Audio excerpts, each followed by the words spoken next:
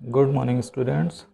आज हम लोग विज्ञान में सबसे पहला लेसन जो है रासायनिक अभिक्रियाएं एवं समीकरण, केमिकल रिएक्शंस एंड इक्वेशंस, इसका अध्ययन करेंगे। सबसे पहले आप सभी लोग जानते हैं कि परिवर्तन प्रकृति का नियम है।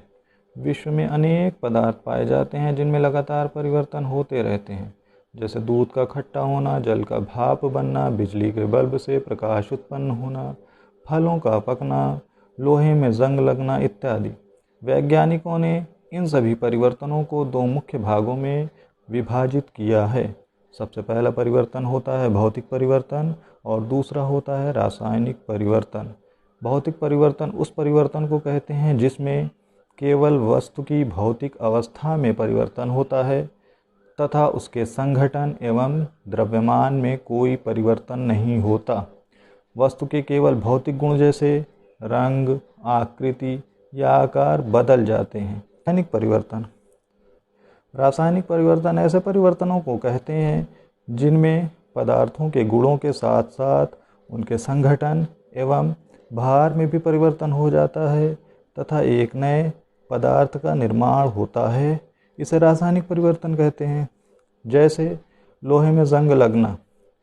लोहा जब खुले स्थान पर पड़ा रहता है कुछ दिनों तक लगातार, तो उसमें वायुमंडल में उपस्थित नमी तथा ऑक्सीजन आकर जम जाती है। जब जम जाती है तो लोहा पहले सामान्य अवस्था में था, लेकिन जब इसमें जंग लग जाता है यानी ऑक्सीजन आ जाती है तो वो फेरिक ऑक्साइड में परिवर्तित।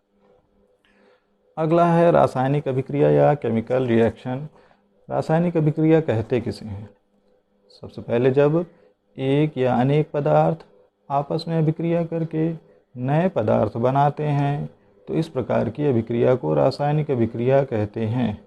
जैसे अमोनियम क्लोराइड या नौसादर, उसे चूने के साथ मिलाते हैं, कैल्शियम ऑक्साइड के साथ मिलाते हैं और मिलाने के बाद दोनों को अंगूठे से रगड़ने के पश्चात सूंघते हैं तो सूंघने पर हमें तीक्ष्ण गंध का एहसास होता है।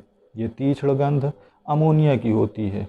इस प्रकार से पहले अमोनियम क्लोराइड और कैल्शियम ऑक्साइड हमारे हाथ में था। जब हमने उसे रगड़ा तो रगड़ने के पश्चात अभिक्रिया किया अमोनियम क्लोराइड और कैल्शियम ऑक्साइड ने। जब अभिक्रिया हुई तो अभिक्रिया के पश्चात जो तीक्ष्ण गंध प्राप्त होती है वो अमोनिया की होती है। यानी पहले दो प्रकार के पदार्थ थे, उससे दूसरा नया पदार्थ बना। इस प्रकार अनेक पदार्थ आपस में अभिक्रिया करके जब नए पदार्थ बनाते हैं तो इस प्रकार की अभिक्रिया को रासायनिक अभिक्रिया कहते हैं। अगला है रासायनिक समीकरण। रासायनिक समीकरण या केमिकल इक्वेशन। रासायनिक समीकरण कहते किसे हैं? जब भी किसी रासायनिक अभिक्रिया में भाग लेने वाले अभिकारकों तथा अभिक्रिया के पूर्ण होने के फलस्वरूप जो उत्पाद प्राप्त होता है, उन उत्पादों को उनके प्रतीकों तथा सूत्रों द्वारा निरूपित करने या लिखने को रासायनिक समीकरण कहते हैं। रासायनिक समीकरण में पूर्व के पदार्थों को अभिकारक यानी जो पदार्थ भाग लेते हैं जिनके बीच अभिक्रिया कराई जाती है, उन पदार्थों को अभिकारक कहते हैं तथा जो पदार्थ अभिक्रिया करने के पश्चात नए पदार्थ बनाते हैं उन पदार्थों को उत्पाद कहा जाता है।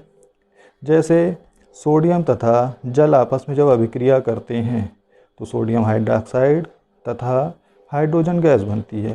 तो यहाँ पर सोडियम और जल ये दोनों पदार्थ अभिकारक हैं तथा सोडियम हाइड्रोक्साइड और हाइड्रोजन गैस ये उत्पाद हैं। अब रासायनिक समीकरण किस प्रकार लिखा जाए? तो रासायनिक समीकरण लिखने की कुछ विधियां होती हैं।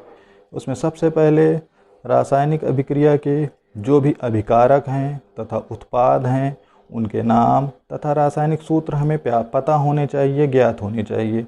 उसके पश्चात समीकरण में पदार्थ सदैव अणु के रूप में लिखे जाते हैं। जैसे हाइड्रोजन के लिए H2, नाइट्रोजन के लिए N2, ऑक्सीजन के लिए O2 तथा क्लोरीन के लिए Cl2 लिखते हैं, क्योंकि ये सभी गैसें द्विपरमाणुक होती हैं। एक परमाणुक तत्वों को उनके प्रतीकों द्वारा लिखा जाता है। जैसे सोडियम, मैग्नीशियम, कॉपर को Na, Mg तथा Cu लिखा जाता है।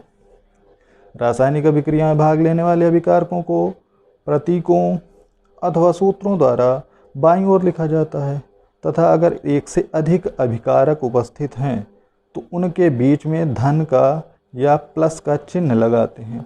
जैसे मैग्नीशियम और ऑक्सीजन दोनों अभिक्रिया करती है, तो अभिकारक में जब रासायनिक समीकरण लिखेंगे तो मैग्नीशियम प्लस ऑक्सीजन करके लिखा जाएगा।